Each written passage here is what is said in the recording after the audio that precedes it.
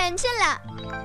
അച്ഛനൊന്ന് വെറുതെ ഇരിക്കുന്നുണ്ടോ? മനുഷ്യ ടെൻഷൻ അടിച്ചിരിക്കുമ്പോഴാ. നിനക്കെന്ത് ടെൻഷൻ? അച്ഛൻ നാളെ സ്കൂളിൽ പോണ്ടല്ലോ. കണ്ടമാനം കാര്യങ്ങളിൽ ആൾക്കാർ ടെൻഷൻ എടുപ്പിക്കാവുന്ന വേഗം നോക്കാൻ ശ്രുതി. ഇല്ലെങ്കിൽ ഇവൾക്ക് എപ്പോഴാ ടെൻഷൻ ഇല്ലാത്ത? അച്ഛനോ? അച്ഛന് ടെൻഷൻ ഇല്ലാത്തോണ്ട് നേരത്തെ കഴിച്ചു കിടന്നു. ചെറിയച്ചാ ഒന്ന് അങ്ങോട്ട് വരുന്നുണ്ടോ? കല്യാണി തുടങ്ങിക്കോ, നാളെ സ്കൂളിൽ പോണ്ടല്ലേ. ടെൻഷൻ ആക്കല്ലേ. ഇവിടെ കല്യാണിക്ക് നീ വരാഞ്ഞിട്ടാ ടെൻഷൻ. കഴിക്ക്.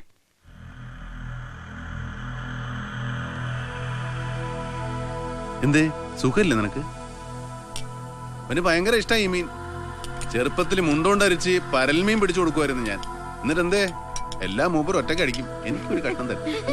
അപ്പോട്ടൻ ഇന്ന് ഓഫീസിൽ കാണിച്ചോട്ട് ശരിയായില്ല. എന്താടാ? എന്റെ സ്റ്റാഫിന്റെ മുന്നിൽ എനിക്ക് വിലയില്ലെങ്കിൽ പിന്നെ ഞാൻ എന്തിനാ അവിടെ? എന്റെ സ്റ്റാഫ് അങ്ങനെയൊക്കെ ഉണ്ടോ മോനെ? ബിസിനസ്സാ ഞാൻ പഠിച്ചത്, അതിനാണല്ലോ എന്നെ പഠിപ്പിച്ചത്. അപ്പോട്ടൻ അതല്ല, പാവങ്ങളെ പോറ്റല്, തൊഴിലാളി സ്നേഹം, അങ്ങനെ കുറെ സെന്റിമെന്റ്സ്, അതവരൊക്കെ നന്നായിട്ട് മുതലെടുക്കുന്നുണ്ട്. നമ്മുടെ സ്ഥാപനങ്ങളിലെ തൊഴിലാളികൾ അങ്ങനെയുള്ളവരല്ല. അങ്ങനെ ആയിരുന്നെങ്കിൽ നമ്മൾ ഇത്രയും വളരില്ലായിരുന്നു. അവർക്ക് കിട്ടേണ്ടത് കിട്ടാതെ വരുമ്പോഴാ മുതലെടുക്കാനും പണിമുടക്കാനും ഒക്കെ വരുന്നത്. അതൊക്കെ പോട്ടെ, നീ ഇത് കഴിക്ക്. അപ്പോട്ടാ ഡോണ്ട് ടേക്ക് മീ സില്ലി. അതാ അപ്പൊ നന്നായത്. ഒന്ന് പതുക്കെ പറയേ. നേരം കെട്ട നേരത്തെ ഇംഗ്ലീഷ് കേട്ടിട്ട് നീ അച്ഛനൊന്നും തെറ്റിദ്ധരിക്കണ്ട. ഇതാ ഏട്ടന്റെ ഒരു തന്ത്രം. ചെയ്യേണ്ടതും പറയേണ്ടതും ഒക്കെ അങ്ങ് ചെയ്യും, പറയും, പിന്നെ അത് തമാശയാക്കും, എന്നിട്ട് ഒടുവിൽ ഒരു കണക്കിൽ വെക്കലും. അതിന് നീ ആഹാരം കഴിക്കാതെ കേട്ടാ. അത്താഴം മുടങ്ങിയ അരപ്രാവിന്റെ തൂക്കം കുറയുന്ന.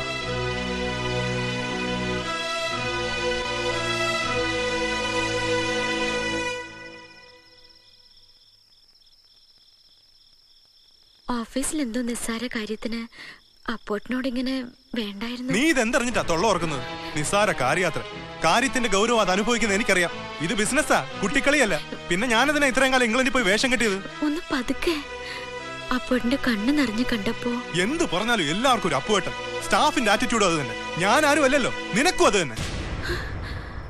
എന്നെ മറ്റുള്ളവരുടെ മുന്നിൽ ചീത്തയാക്കി കാണിച്ചിട്ട് കയ്യടി വാങ്ങാൻ ഞാൻ ആരെയും സമ്മതിക്കില്ല.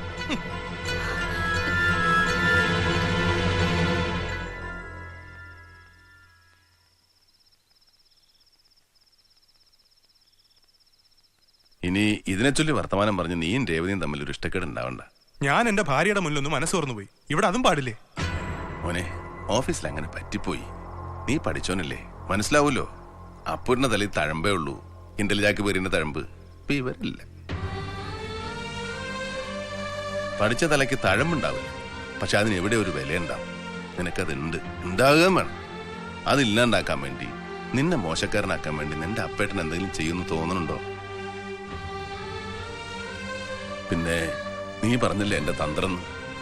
പറയാനുള്ളത് പറഞ്ഞ് ചെയ്യാനുള്ളത് ചെയ്ത് മറ്റുള്ളവർ എന്നോട് ഇങ്ങോട്ട് ചെയ്യുന്നതും പറയുന്നതും ഒക്കെ മറന്ന് അതാരും കാണാതെ എന്റെ സങ്കടത്തിന്റെ കണക്കിൽ വെക്കുക.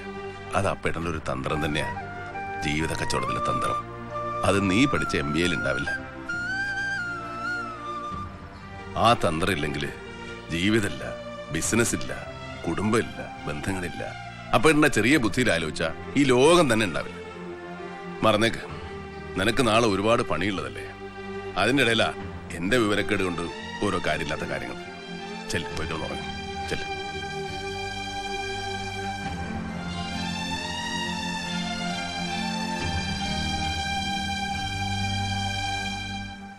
താനൂർക്ക് ചക്ക തിന്നാൻ പോയതാ. ചക്കയ്ക്കൊന്നും ഇപ്പോ പഴയ മധുരമില്ല.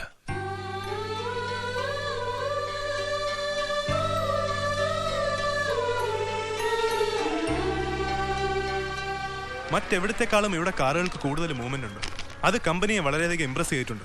അത് കമ്പനിയുടെ മാത്രം കഴിവല്ല, സാറിന്റെ efficiency, brilliance and dedication. Thanks. എനിക്ക് സാറിനോട് ഒരു കാര്യം പറയാനുണ്ടായിരുന്നു. യെസ്. നാളെയാണ് ഞങ്ങളുടെ ഹോസ്റ്റൽ ഡേ. സാറിന് അസൗകര്യമില്ലെങ്കിൽ ചീഫ് ഗസ്റ്റ് ആയിട്ട് ഒന്ന് വന്നാ. അയ്യോ സോറി, ആൾക്കൂട്ടത്തെ ഫേസ് ചെയ്യുക, പ്രസംഗിക്കുക, ഇതൊന്നും എന്നെ കൊണ്ട് പറ്റാത്ത കാര്യമാണ്. ആ തന്നെയല്ല, നാളെ നമുക്കൊരു ബിസിനസ് ടൂർ ഉണ്ട്. I want you to join me. Sure sir. Good.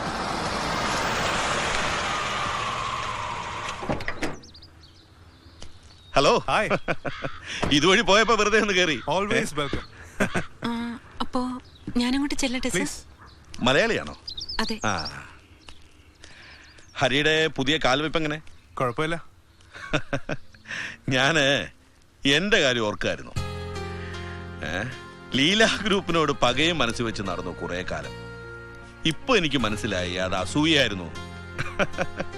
ഒരു വൻമരത്തിനോട് കുറ്റിച്ചെടിക്ക് തോന്നുന്ന വിവരം കെട്ട അസൂയ. ഇനി ബിസിനസ്സിൽ എനിക്കൊന്ന് തെളിയണം. എനിക്കതിന് ഹരിയുടെ ഉപദേശങ്ങളും സഹായങ്ങളും വേണം. പല പ്ലാനുകളും പദ്ധതികളും മനസ്സിലുണ്ട്. സഹായിക്കണം. എന്തായത്? ഞാനുണ്ട് ശിവന്റെ കൂടെ. മതി, എനിക്കത് മതി. വരട്ടെ ഹരി, Okay. നമുക്ക് വീണ്ടും കാണാം. Right. Bye bye.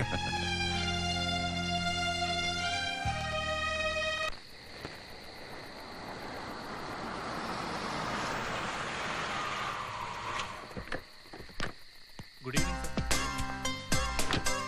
Come on.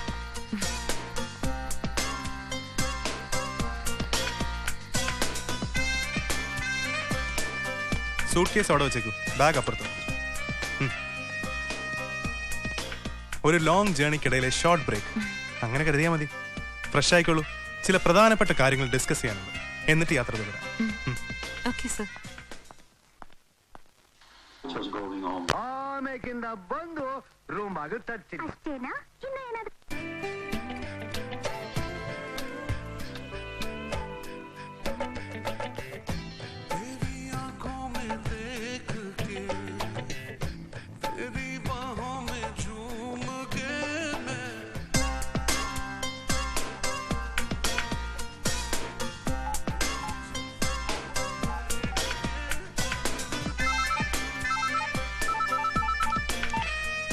Sir, ഇപ്പൊ വരാം.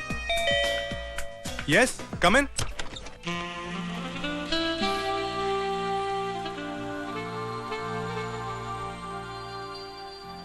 വാവ്, തനിക്ക് എന്തും ചേരും.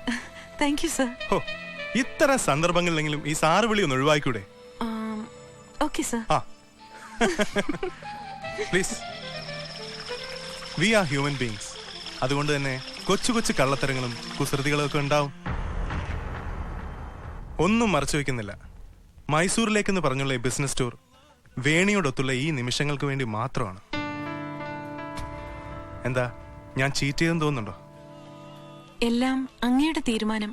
എനിക്ക് എന്റെ ഡ്യൂട്ടിയും. എങ്ങും തൊടാതെയുള്ള ഈ മറുപടി എനിക്കിഷ്ടായി. അതിരിക്കട്ടെ, വിവാഹത്തെക്കുറിച്ച് വേണിയുടെ ഒപ്പീനിയൻ എന്താണ്?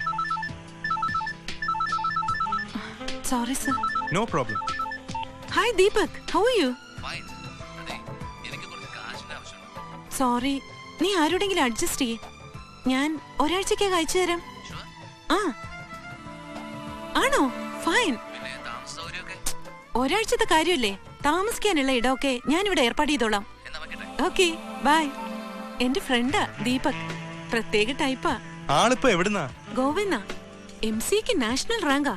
പക്ഷെ ഒരു കമ്പനിയിലും 6 മാസത്തിൽ കൂടുതൽ ജോലി ചെയ്തതായി അറിവില്ല. ഒരിടത്തും ഉറച്ചു നിൽക്കാത്ത പ്രകൃതം. പോക്കറ്റ് കാലിയാവുമ്പോ എന്നെ വിളിക്കും. കൃത്യമായിട്ട് തിരിച്ചു തരൂ കേട്ടോ. പുള്ളി അടുത്താഴ്ച കാലിക്കറ്റിലേക്ക് വരുന്നുണ്ടെന്ന്. നമുക്കൊരുമിച്ച് കൂടിക്കളയാന്നേ, എന്താ? Sure. Well, if you don't mind, ഒരു ഡ്രിങ്ക് ഞാൻ ഓഫർ ചെയ്താൽ? Just for me. Thanks a lot. മനപ്പൊരുത്തമില്ലാത്ത 2 പേർ. നരകമാണ് ആ ജീവിതം. പ്ലീസ്. വീട്ടുജോലിക്കൊരു വേലക്കാരി മതി, ഭാര്യ അതല്ലല്ലോ. മനസ്സ് തുറന്നൊന്ന് സംസാരിക്കാൻ പോലും ഇന്നേ വരെ. കമ്മ്യൂണിക്കേറ്റ് ചെയ്യാൻ ഒരാൾ, ഇൻസ്പയർ ചെയ്യാൻ ഒരാൾ. ഏതൊരു വ്യക്തിയുടെയും വിജയത്തിന്റെ ബേസിക് എലിമെന്റ്സ് അതൊക്കെയാണ്. തെറ്റിദ്ധരിക്കരുത്. എന്റെ ബിസിനസ്സിലും എൻറ്റയർ ലൈഫിലും വേണിക്കതിന് പറ്റുമോ? വേണിയുടെ മറുപടി അതെന്തു ആവാം. But I need you. I need your presence. Sir, എനിക്കതിനുള്ള മതി, എനിക്കത് മതി.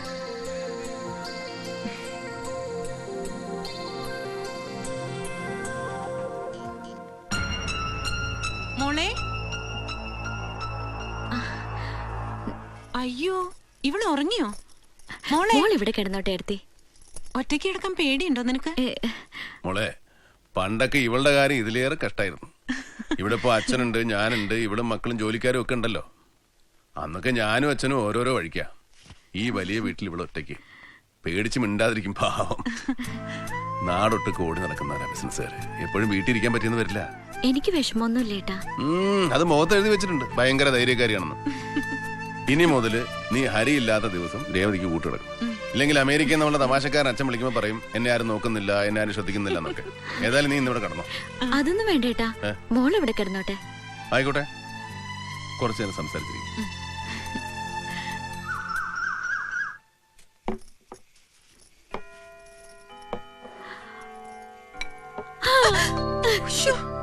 എടുത്തേക്ക് ഇഷ്ടായോ നോക്കിയേ, ഹരിയേട്ടൻ മൈസൂർന്ന് കൊണ്ടുവന്നതാ. ഓ നന്നായിട്ടുണ്ട്. ഇത് അസലായിട്ടുണ്ട് കേട്ടോ. എന്തോ എനിക്കിപ്പോ ഇതൊന്നും ചേരില്ല എന്നൊരു തോന്നല്. എടുത്തിടെ ഈ വേഷങ്ങളാ എനിക്കിഷ്ടം. പിന്നെ ഹരിയേട്ടൻ നിർബന്ധം പിടിച്ചപ്പോ ഇട്ടുന്നേ ഉള്ളൂ. അതന്നെ വേണ്ടത് മോളെ. മിന്നു കെട്ടിയ പുരുഷന്റെ കാൽച്ചോട്ടിലാ നമ്മുടെ സ്വർഗം. അവരുടെ ഇഷ്ടങ്ങളായിരിക്കണം നമ്മുടെ ഇഷ്ടം. ഹരിയുടെ വരവോടെ എന്റെ അപ്പുവിന്റെ ഭാരം ഒന്ന് കുറഞ്ഞു കിട്ടി. അതെ, അതുകൊണ്ട് മംഗലാപുരത്തെ കൺസ്ട്രക്ഷനുമായി ബന്ധപ്പെട്ട കാര്യങ്ങൾ അപ്പൂന് ശ്രദ്ധിക്കാനും പറ്റുന്നുണ്ട്. ഇന്ന് ഇനിയിപ്പൊ കണ്ണടഞ്ഞു പോയാലും എനിക്ക് സന്തോഷേ ഉള്ളൂ. അതെന്താ? വന്ന് കയറുന്ന പെൺകുട്ടിയെ ആശ്രയിച്ചിരിക്കും ഒരു കുടുംബത്തിലയക്കാം. ഒരു പഴഞ്ചൊല്ലുണ്ടല്ലോ, എന്താ അത്? 2 തലയേർന്നാലും 4 മതി മതി മതി. തനിക്ക് ഈ ജാതി പഴഞ്ചൊല്ലുകളൊക്കെ പറഞ്ഞിരിക്കാൻ നല്ല രസല്ലേ? ചോദിച്ചോണ്ട് പറഞ്ഞതല്ലേ. അതെ അതെ. വന്നു.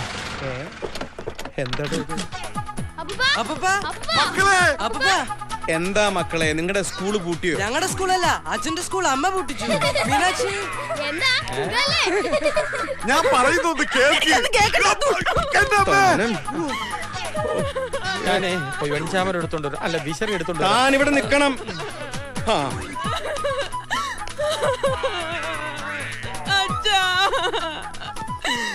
നിന്ന് മോങ്ങാതെ കാര്യം പറ.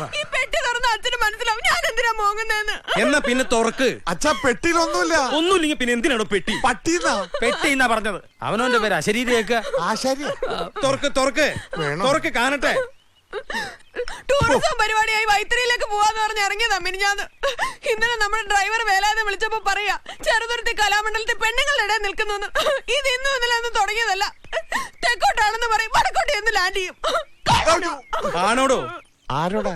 തന്നോട് തന്നെയാ ചോദിച്ചത്. അതെ, വൈത്തിരി പോയി വരുന്ന വഴി ചെറുതുരുത്തി വഴി തിരിഞ്ഞു.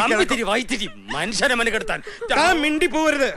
താൻ ഒരുത്തം കാരണം എങ്ങനെയൊക്കെ ഉണ്ടായത്. അതെ അതെ, തുറക്കടി. അത് വാങ്ങി തുറക്കടോ. കാലൊന്നും പിടിക്കണ്ട. അയ്യേ, കാല് പിടിക്കാനല്ല, പെട്ടി തുറക്കാനാ. ഇങ്ങോട്ട് തന്നെ.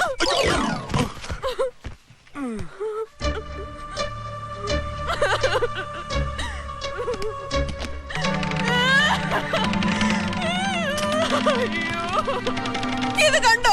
ഇത് ഏതൊരുമ്പട്ടോൾക്ക് കൊടുക്കാനൊന്ന് ചോദിക്കച്ചാ. എന്താടോ ഇതൊക്കെ? ഇത് ആർക്ക് വാങ്ങിയതാ നീ? ടൂറിസത്തിന്. അവള് നിന്റെ ആരാ? നാട്ടുകാരുടെ മുഴുവനാ. നിർത്തടോ. ഇതാ കുഴപ്പം. എന്തെങ്കിലും ഒന്ന് കാണുമ്പോഴേക്ക് എടുത്തു കടന്ന ഇവളുടെ ഈ സ്വഭാവം അച്ഛനിൽ നിന്ന് കിട്ടിയതാണെന്ന് എനിക്ക് ഇപ്പൊ മനസ്സിലായി. എന്റെ സ്വഭാവം എന്റെ മോൾക്കല്ലാതെ പിന്നെ. കണ്ടോ തെറ്റിദ്ധരിച്ചു. അച്ഛാ, ഒരു മിനിറ്റ്. ഈ പെട്ടി തുറന്നതുപോലെ ഞാൻ എന്റെ മനസ്സൊന്ന് തുറന്നോട്ടെ. ഇത് കലാമണ്ഡലത്തിൽ പോയി വിദഗ്ധരുമായി ചർച്ച നടത്തി കഷ്ടപ്പെട്ട് രൂപകൽപ്പന ചെയ്ത കേരളീയ സങ്കര സംസ്കാരമാണ്. മനസ്സിലായില്ല. പറയാം. ഇത് വൈത്തിരിയിലെ റിസോർട്ടിലെ ഊഞ്ഞാലുകളിൽ സായിപ്പന്മാരുടെ മുമ്പിൽ പുളകം കൊണ്ടാടാനുള്ളതാണ് ഈ വേഷം. കണ്ടോ, ഇതാണ് ഇതിന്റെ പ്രത്യേകത. കഥകളി കാണണമെന്നുണ്ടെങ്കിൽ ഓക്കെ, മോഹിനിയാട്ടം ആസ്വദിക്കണമെങ്കിൽ ഒന്നുമില്ല, ഇതങ്ങ് പൊക്കിയാ മതി. അഡിങ്കി. ഇനി അതല്ല, കാബ്രയാണ് കാണണമെങ്കിൽ ഇങ്ങനെ ഒരു ചാട്ടം. നിർത്തടോ, നിർത്താൻ. മോളെ, എന്താ അച്ഛാ? ദേഹോപദ്രവം തുടങ്ങിയോ? ഇതുവരെ ഇല്ലച്ചാ.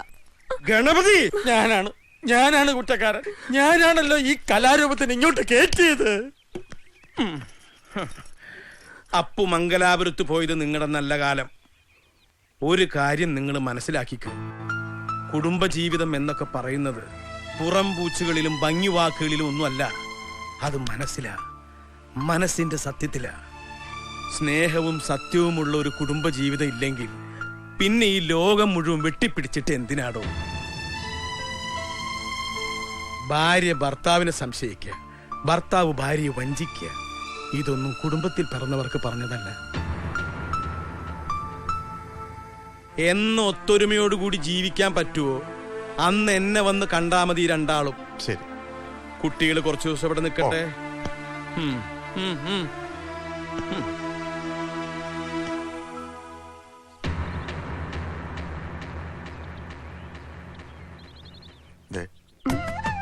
അച്ഛൻ പറഞ്ഞത് കേട്ടില്ല. അതല്ലടി കുടുംബ ജീവിതത്തിന്റെ ഒരു വലിയ പോയിന്റ്. എന്താ പിന്നെ തുടങ്ങിയ നീ? അയ്യോ അതല്ല, വെറുതെ.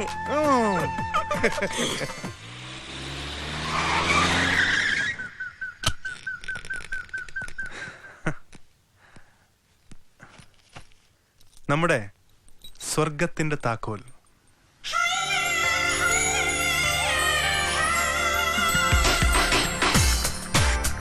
എന്താ ഇഷ്ടായോ വേണിക്ക്? ഇതിനൊക്കെയുള്ള അർഹതയുണ്ടോ എന്ന് പേടിയുള്ളൂ എനിക്ക്. Wow, it's so wonderful. Marvelous. Thank you. ഈ സ്വർഗ കവാടം തുറന്ന ദിവസം തന്നെ ഒരു ഗുഡ് ന്യൂസ് പറയാം. ഒരു പുതിയ ബിസിനസിനെ കുറിച്ച്. നമ്മുടെ ലീല കോളനി ഡെമോളിഷ് ചെയ്ത് അവിടെ നഗരത്തിനകത്ത് മറ്റൊരു നഗരം പണിയാൻ പോകുന്നു. I mean apartments, shopping arcades, mini theatres, villas, so and so so and so. Well, something like a mini metro. എന്തു പറയുന്നു? ഈ ബുദ്ധിയിൽ തെളിഞ്ഞാൽ അത് മോശമാവില്ലല്ലോ. ഭാരത് മോട്ടോഴ്സ് ശിവനാണ് ഇങ്ങനൊരു പ്രോജക്റ്റ് വെച്ചത്. അയാൾ തന്നെയാണ് പാർട്ട്ണറും. ശിവനോ? അയാളെ ഒരു ബിസിനസ് പാർട്ട്ണറായി വിശ്വസിക്കാമോ? ബിസിനസ്സിലെ വിശ്വാസങ്ങളൊക്കെ ഒരു അഭിനയ. അവനവനെ വിശ്വസിക്കാൻ അത്ര തന്നെ. പക്ഷേ ചെറിയൊരു പ്രശ്നം വരും. അപ്പുവേട്ടൻ 2 കാര്യങ്ങളായിരിക്കും ഇഷ്യൂസ്. ഒന്ന് ശിവനുമായിട്ടുള്ള പാർട്ട്ണർഷിപ്പ്, മറ്റൊന്ന്